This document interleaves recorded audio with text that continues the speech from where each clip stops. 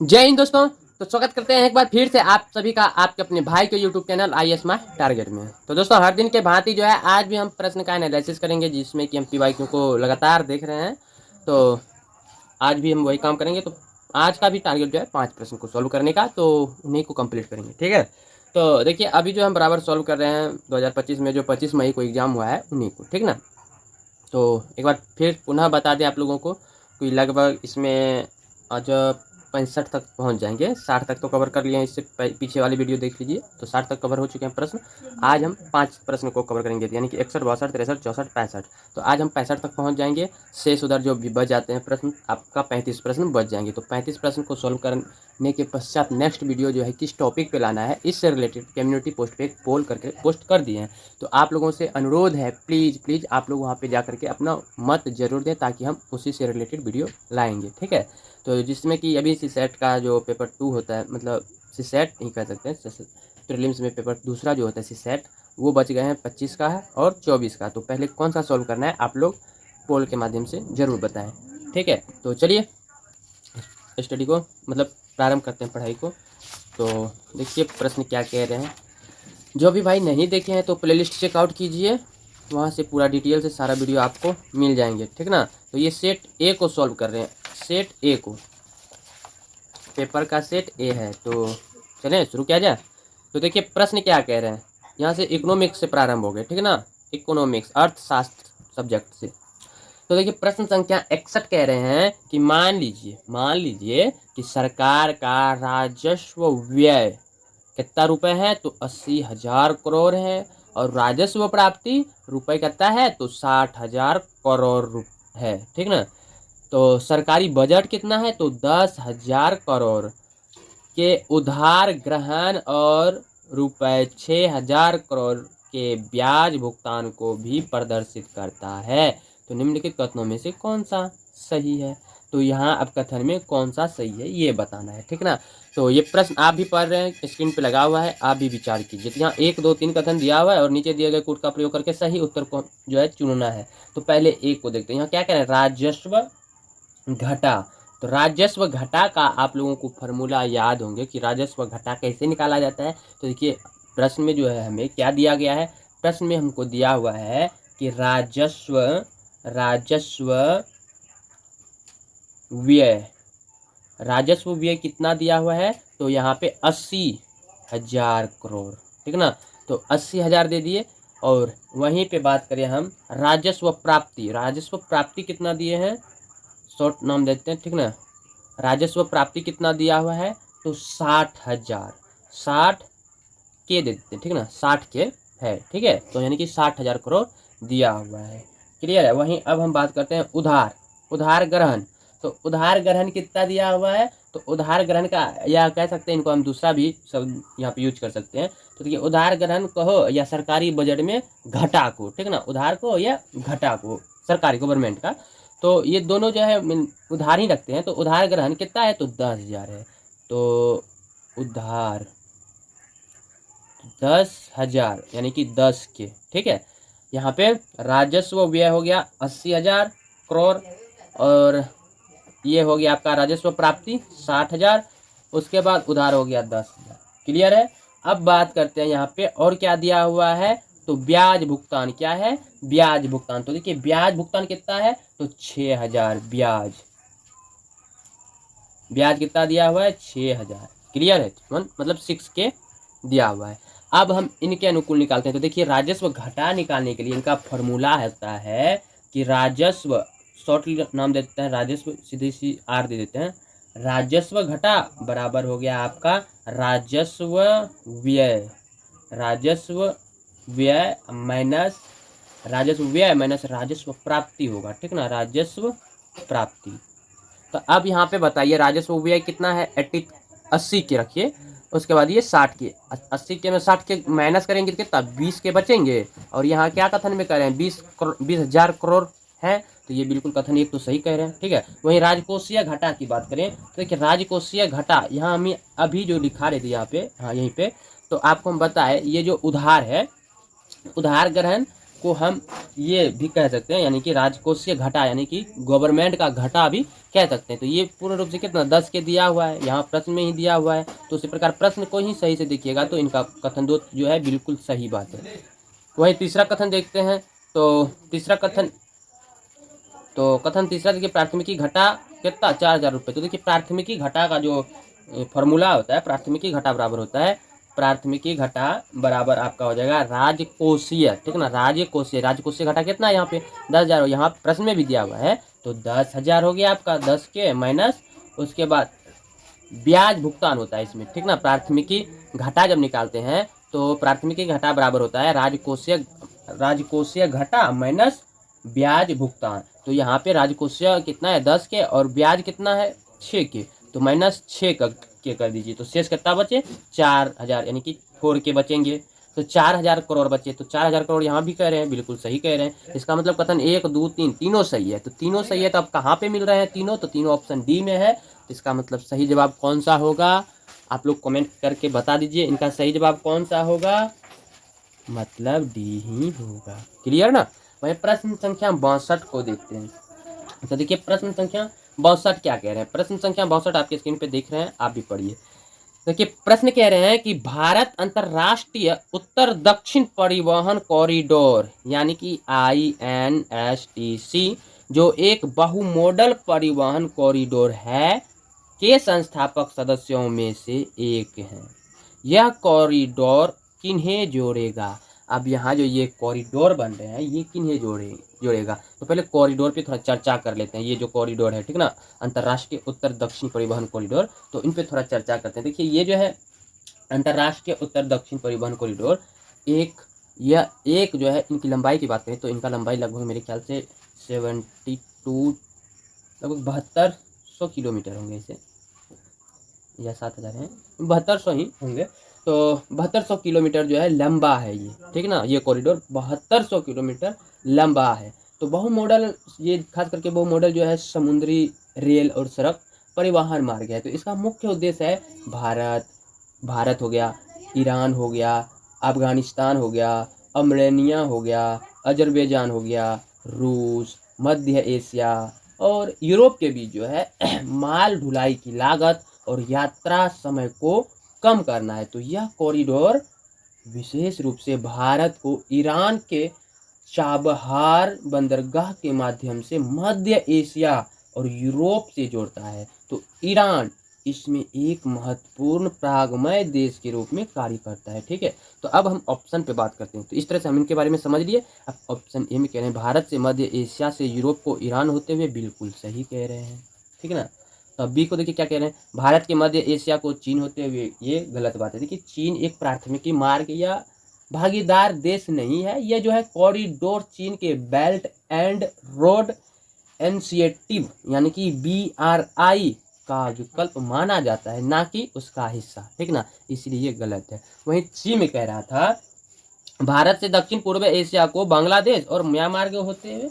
देखिए यह कॉरिडोर दक्षिण पूर्व एशिया को जोड़ने पर केंद्रित नहीं है। दक्षिण पूर्व एशिया को जोड़ने वाले अन्य कॉरिडोर है जैसे तलादान, मल्टी मॉडल और ट्रांजिट ट्रांसपोर्ट प्रोजेक्ट, ठीक ना, ये सब है, लेकिन ये चीज़ नहीं है, इसलिए ये भी आपका गलती हो गया, ठीक है।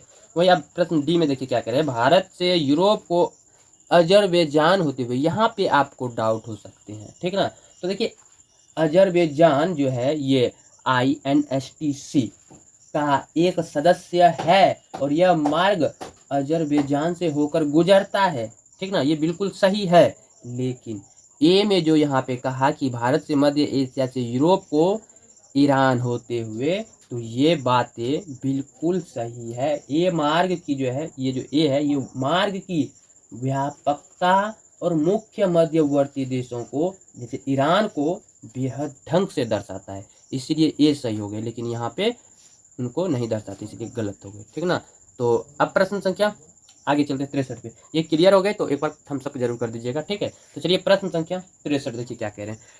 प्रश्न 63 कह रहे हैं निम्नलिखित कथनों पर विचार कीजिए। आपके स्क्रीन पे दिख रहे हैं, तो यहाँ पे इनका शेष भाग यहाँ भी है, तो इसलिए 2 फोटो दिख रहे होंगे।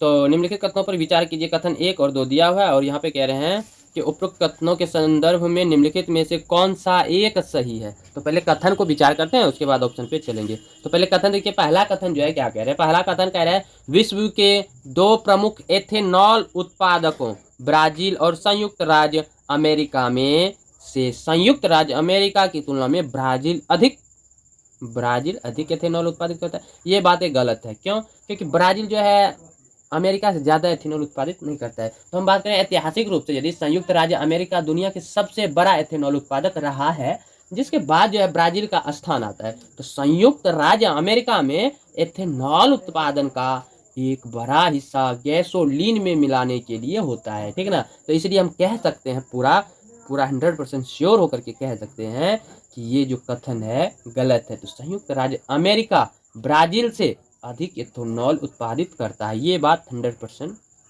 श्योर है, ठीक ना। तो इसलिए ये कथन गलत हो गए। वह कथन 2 की बात करते हैं, जहां संयुक्त राज्य अमेरिका में एथेनॉल उत्पादन के लिए प्रधान भरण सामग्री फीड स्टॉक मक्का है। बिल्कुल मक्का है।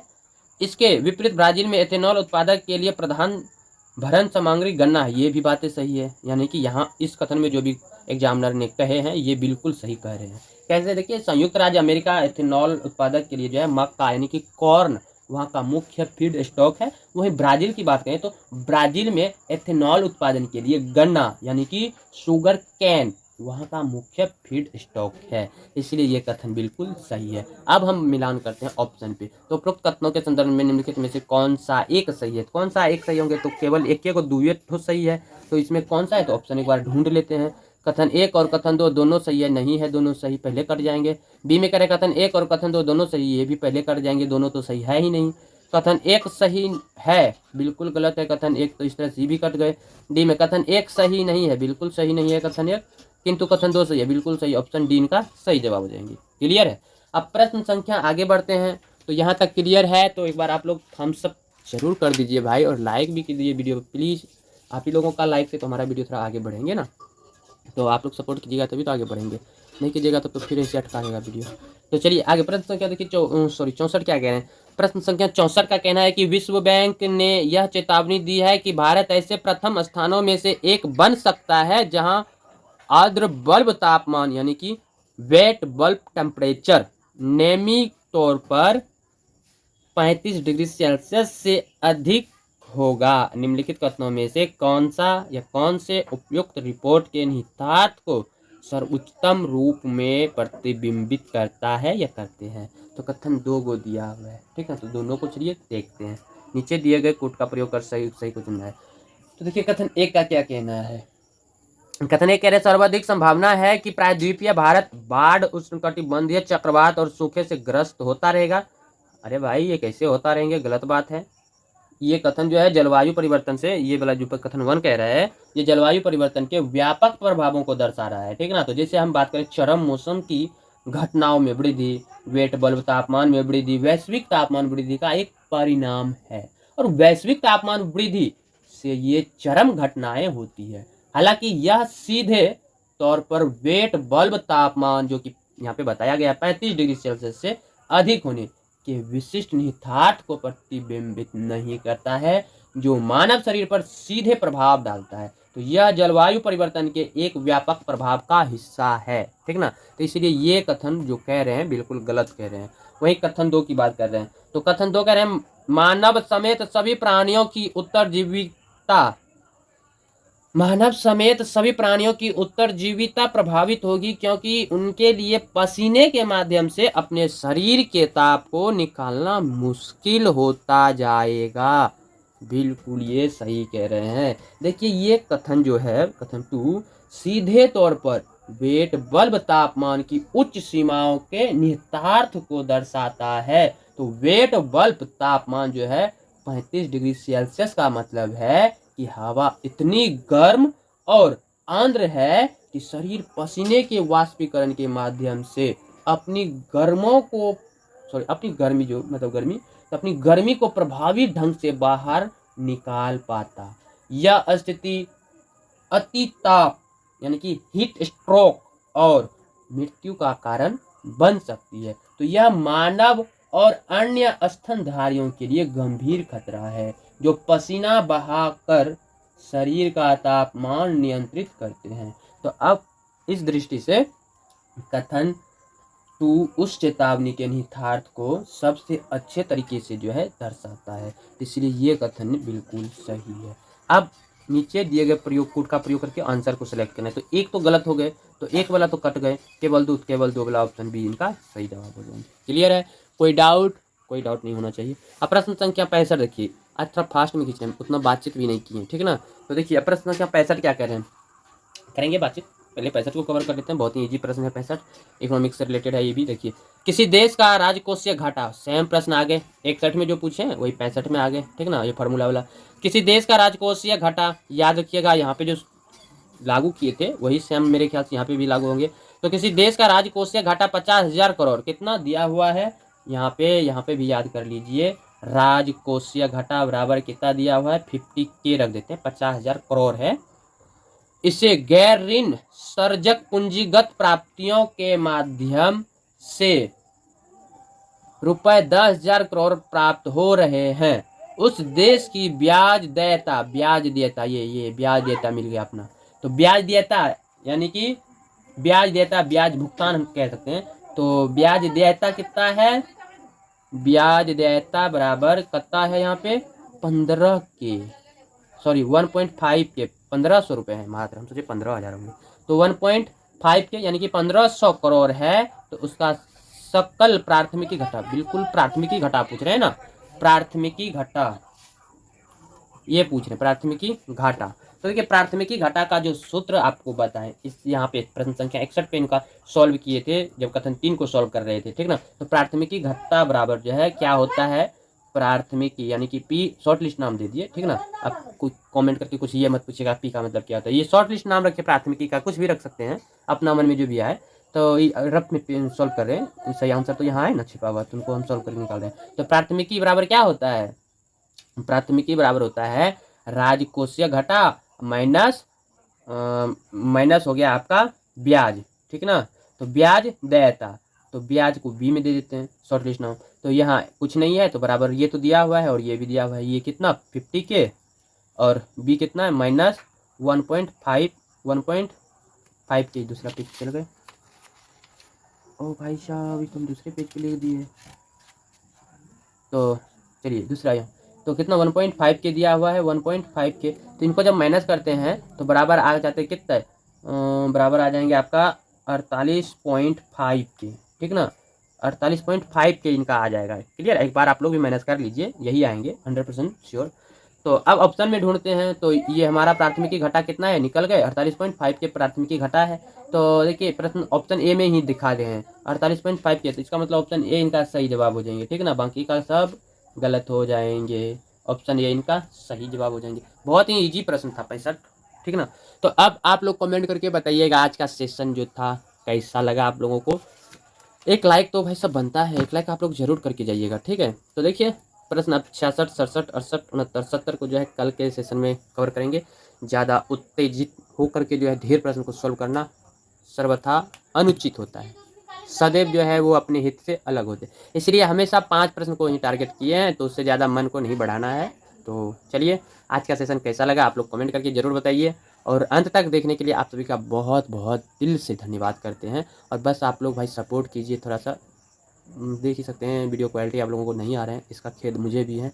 तो कर क्या सकते हैं, आखिर फाइनेंशियल प्रॉब्लम ढेर सारा है, ठीक ना। तो वो सारा प्रॉब्लम आप लोगों के बीच अभी नहीं रख सकते, समय आएंगे अवश्य हम अपना एक एक एक दोस्त भी कमेंट भी किए थे इसमें उस दिन पूर्व कि आपका क्या बैकग्राउंड है, तो उसको हम रिप्लाई में भी दिए हैं, आप लोग चेकआउट भी कर सकते हैं। कौन सा वीडियो किए हैं इतना याद तो नहीं है, क्योंकि पढ़ाई का टॉपिक याद रखना है कि वही सब ये जल्दी याद नहीं रख पाते हैं। तो उस पर कमेंट किया था कि आपका बैकग्राउंड क्या है, तो हमको रिप्लाई में सिर्फ इतना ही दिए कि हम मिडिल फैमिली से बिलोंग करते हैं, ठीक है। तो हालांकि जो भी एस्पिरेंट देख रहे हैं तो लगभग अच्छा स्टडी करके यहाँ तक पहुँचते हैं। तो मेरे ख्याल से जहाँ तक हमको मालूम है, मिडिल फैमिली कहने के बाद उनको कुछ समझाने की आवश्यकता ही नहीं रहती है, क्या है कि मिडिल फैमिली का एक अलग ही उदाहरण रहते हैं। तो सो आप लोगों को तो मालूम ही होंगे। तो चलिए आप लोग भी कमेंट चेकआउट कर लीजिएगा, बाकी प्लीज़ आप लोग सपोर्ट ज़रूर कीजिए, ठीक है। जब तक आप लोग सपोर्ट नहीं कीजिएगा तो आपका भाई कैसे आपको क्वालिटी में वीडियो देंगे। तो प्लीज़ आप लोगों से यही रिक्वेस्ट करेंगे कि सपोर्ट ज़रूर कीजिएगा। तो love you, bye bye, good night, आप लोग भी अपना स्टडी करते रहिए, एक टारगेट बनाइए 5 प्रश्न का डेली, तो इसी प्रकार डेली कीजिए और स्टडी में लगे रहिए, ठीक है। तो मिलते हैं फिर कल, तब तक के लिए बाय बाय, जय हिंद, जय भारत, गुड नाइट।